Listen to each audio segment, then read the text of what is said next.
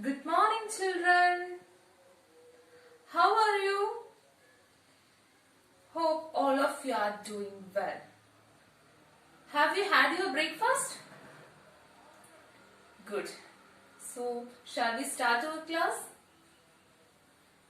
Do you remember the story that we learned yesterday? All of you? Then, what's the title of our story? Yes, correct. The Jungle Air Crash. And who is the author? Correct, Juliana Koepke. So, do you remember it? Okay. Anyway, I will show you a video and I hope it will help you to remember the story very easily. Okay.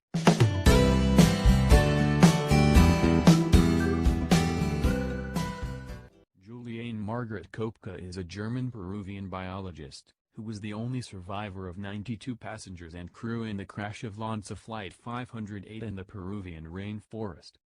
On Christmas Eve 17-year-old Juliane Koepke along with her mother boarded LANSA Flight 508 in Lima, Peru to join her father for Christmas at his research station in the Amazon rainforest. The LANSA commercial airliner at 21,000 feet was enveloped in large dark thunderclouds and it encountered severe turbulence. Lightning was flashing everywhere and the plane was shaking violently, which naturally terrified the passengers.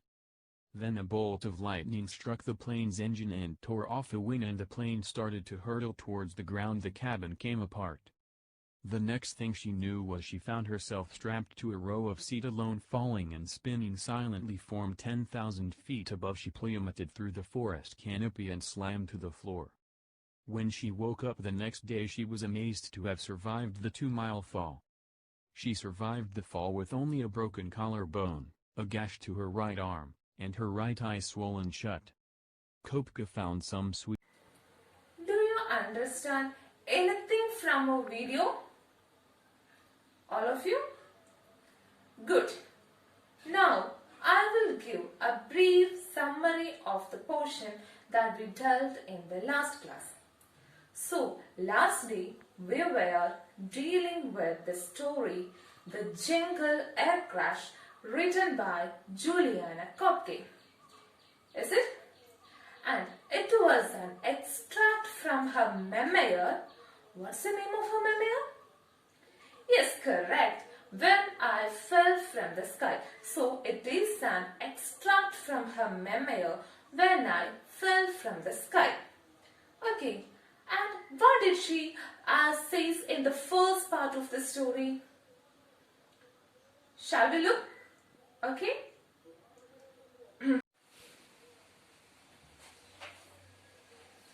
Yes. In the first part of the story, our narrator Juliana Koepke described about her journey. Is it? So, our narrator Juliana Koepke and her mother were traveling from Lima to Pucallpa. For what purpose? Do you remember? Yes, in order to spend Christmas with her father in their jungle hut. Then she described about her parents' job. Who were Juliana's parents? Yes, correct. Her father was an ecologist and her mother was an ornithologist. And now she and her mother, that is Juliana and her mother, were traveling from Lima to Pucallpa for celebrate Christmas with her father in the jungle hut. Then she vividly described her journey in the aircraft. Is it? She described the inside of that aircraft, the smiling stewardesses, the passengers, everything detailing manner. Is it? Then she says that it was quite normal. Their flight, their takeoff, climbing over the snow-covered Andes and so many things in the aircraft were quite normal. But what happened then? What happened to her? Yes, after 30 minutes of their journey, they met with an air crash. What happened? Yes, correct. Their aircraft is hit by a collapsed. Do you remember? Yes. Then what happened to her? Yes, she was falling from that aircraft to where? Into a jungle. Is it? Yes. Then she lost her consciousness. Then what happened to her? Yes, correct. Then she lost her consciousness, and after some time when it is raining, she woke up and she realized that she was alone in that jungle. Okay.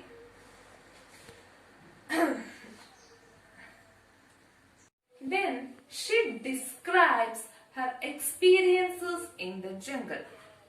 So she was alone in that jungle and she was extremely exhausted. Is it? Then what did she do in that jungle? Yes, she will start to search of her mother. She was searching her mother or any other survivor in that jungle.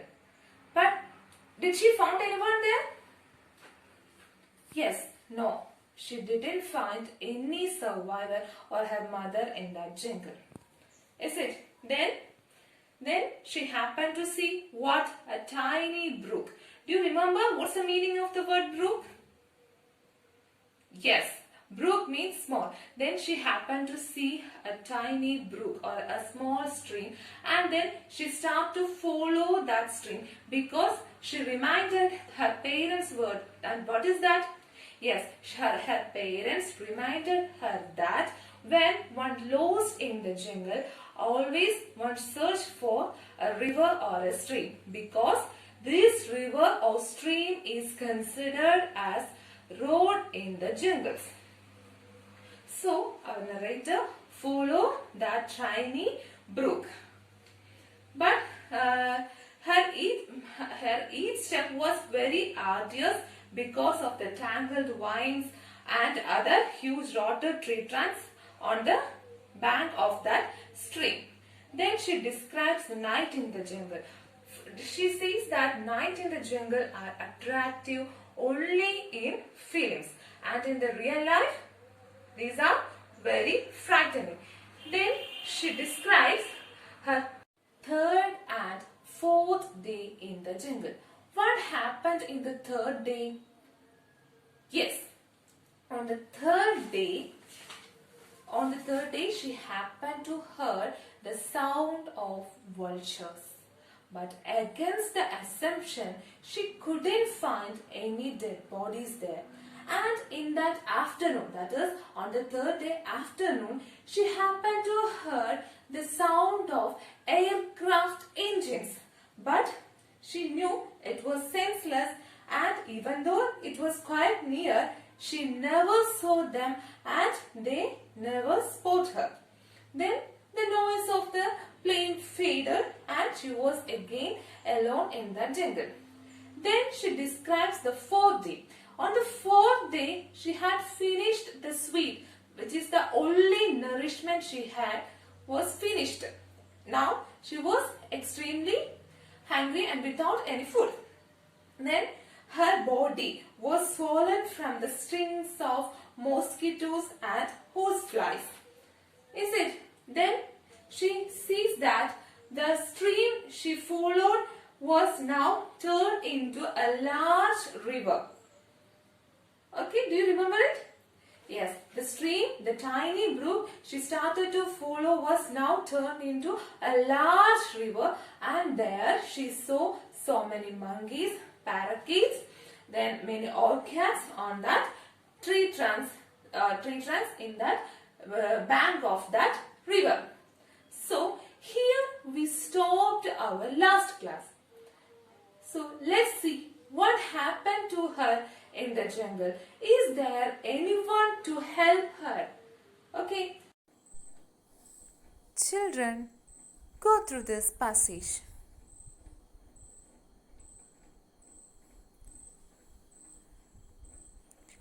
Read it carefully.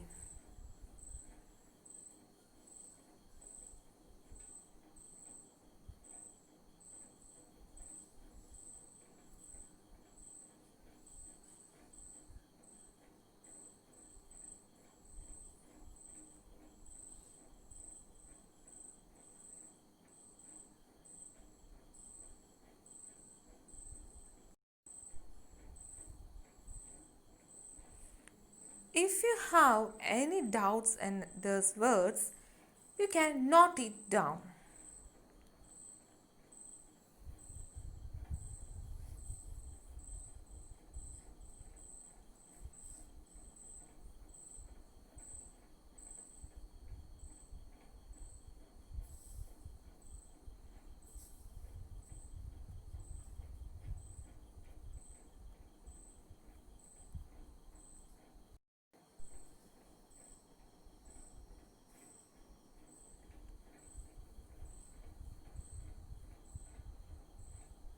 In this passage, we can see the experiences faced by Juliana and the jungle. So, you need to read it carefully.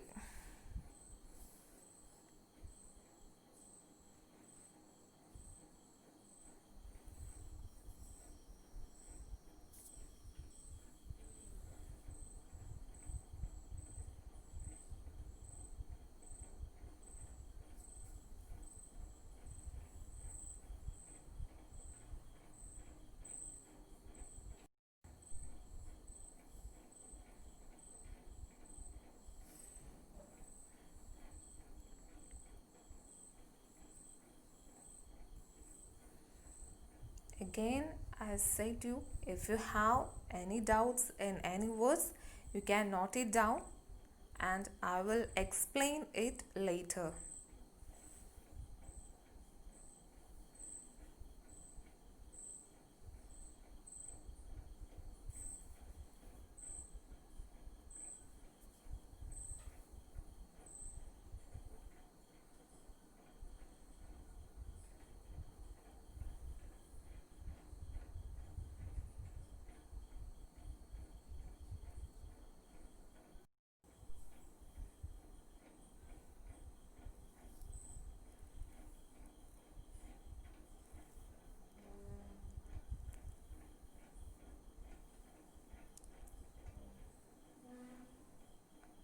I hope all of you completed reading.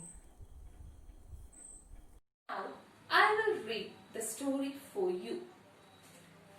Amazingly, I was not hungry. I resisted delicious looking fruit because here many things that look beautiful and tempting are poisonous. The jungle is full of traps and it is a battlefield on which rot and growth march hand in hand. All the plants compete, steal sunlight from each other, choke each other, and then hungrily consume the cadavers of their victims in order to live. The open wound on my foot was getting worse due to infection by insects. Every time the flies stung, they were laying eggs in my wounds, out of which were hatching maggots. Helplessly, I watched them emerge. Each one was about a centimeter long. They were eating me alive. God help me, I thought. They will amputate if I ever survive. The river that I painstakingly followed was widening. Whenever I could get a good view ahead, I risked swimming. It was faster because the current carried me along. On land, I picked my way, careful to watch where I put my feet because the rotting foliage could conceal a snake or a poisonous thorn back crab. If you tread on a crab, I told myself, you are done for. Walking had become progressively harder. The lack of food and the humid 45-degree heat had made me weaker. The river was now so swift that I could no longer swim in it. Late one afternoon, I was looking for a spot to lie down for the night. It was the 10th day, as I later reconstructed it. Suddenly, I saw a boat moored on the river bank, and there was a path leading to a small hut. I entered and saw on the floor a small outboard motor carefully wrapped in plastic and a can of petrol. Clearly, someone would be coming back. But when I lay down on the floor and slept badly because I kept listening for human voices, but I heard only the screaming of monkeys and the screeching of parakeets. At other times, something seemed to be moving outside dangerously near. So, in the first paragraph that we read today, our narrator says that she was completely hungry. She doesn't have anything to eat, but she resisted delicious looking fruits in the jungle because she knew that many things that look beautiful and tempting in the jungle were poisonous. Then she describes the jungle. She described the jungle as full of traps, and she compared the jungle to a battlefield where rot and growth march hand in hand. Then she says that all the plants in the jungle were combed, and they steal sunlight from each other and choke each other, and then hungrily consume the cadavers of their victims in order to live. So in this paragraph, she describes the jungle. She described the jungle to what? Yes, she described the jungle as full of traps, and she compared it to what? Yes, correct. She compared the jungle to a battlefield where rot and growth march hand in hand. Then she described her physical condition. That is, the open wound on her foot was getting worse due to infection by insect. And every time the flies stung, they were laying eggs in her wounds, out of which were hatching maggots. So, the wound in her body was getting worse due to the infection of insect. And what's the meaning of the word maggots? Yes, correct. The word maggot means small worm, and in this wound, in the wound of her body, this insect lay eggs and hatch maggots. Helplessly, she watched them emerge. She was so helpless that she couldn't do anything to care after her wound. Then each one was about a centimeter long, and she says that they were eating her alive. These insects or the maggots in her wound were eating our narrator, eating Juliana alive. And she cries for help. She says that they will amputate if I ever survive. What's the meaning of the word amputate?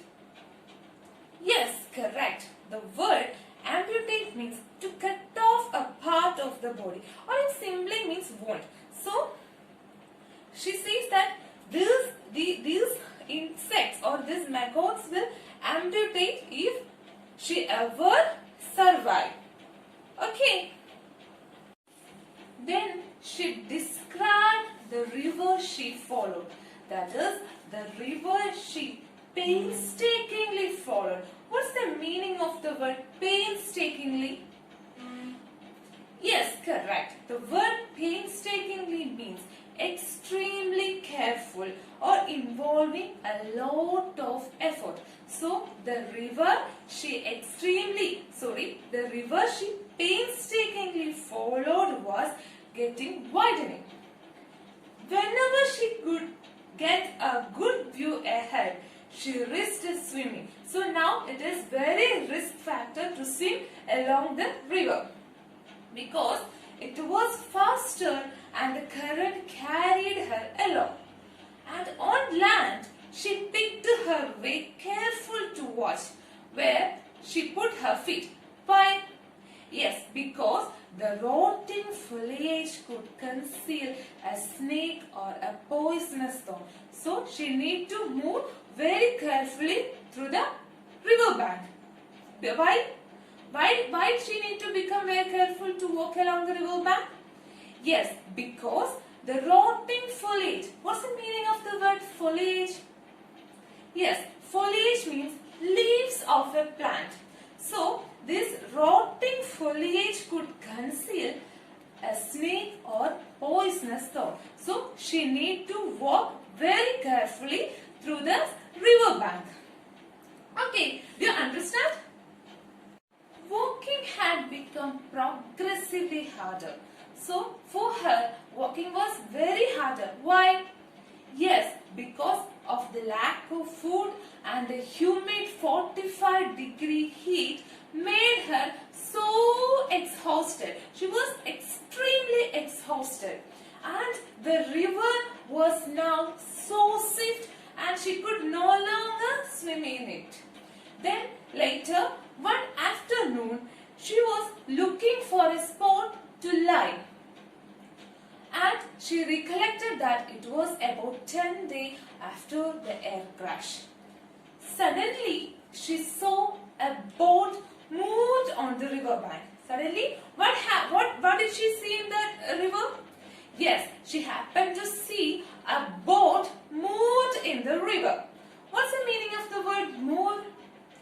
Yes, to tie a boat. So, see, she happened to see a boat moved on the riverbank.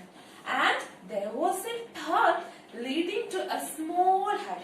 And she saw that there is a path which was leading to a small hut. She entered and saw on the floor a small outboard motor carefully wrapped in plastic and a can of petrol. So, wherever in her mind she felt a kind of hope. Then she walked along through the path and reached the small hut. She entered into the hut and on the floor she happened to see a small outboard motor carefully wrapped in plastic and a can of petrol. Clearly, she identified that there should be someone in that hut. But now there is no one in that hut. But she expected that there should come anyone into that hut. But she didn't know when did they come. Okay. She was so tired and so she lay down on the floor of that hut and slept badly because she kept listening for human voices. But she heard only the screaming of monkeys and screeching of parakeets, and this made her very disappointed. Okay, do you understand? Now, I will ask you some questions to check whether you understand our story. Shall I? Okay, then my first question is, how does she describe the jungle here? How does she describe the jungle here? Yes, correct. She described the jungle as full of traps and she compared it to a battlefield on which rot and growth march hand in hand. Good, correct. Then, my second question is, when did she feel that she could escape from the jungle? When did she feel that she could escape from the jungle? Yes, correct. When our narrator Juliana Kopke saw a boat moved on the riverbank and a path leading to a small hut, she felt that she could escape from that jungle. Yes, correct. Then my third question is, the screaming of monkeys and the screeching of parakeets disappointed her. Why? The screaming of monkeys and the screeching of parakeets disappointed her. Why? Yes, correct. Because she wanted to listen to human voices, but she heard only the sound of screaming of monkeys and screeching of parakeets. So she was listening for human voices, but she heard only the sound of parakeets and monkeys, and this disappointed her. Correct answer. Good. You answered very well. Children, you have an activity to do later, and that is, we know that Juliana followed certain measures to save herself when she was alone in the jungle. So, list out the measures that she followed and state the reason. Do you understand the question? Once again, I will repeat for you. Juliana followed certain measures to save herself when she was alone in the jungle. List the measures and state the reasons. Do you got it? Children, I hope all of you understand our story, and we can delve the remaining portion in the next class. So, shall we stop now? Okay? Thank you.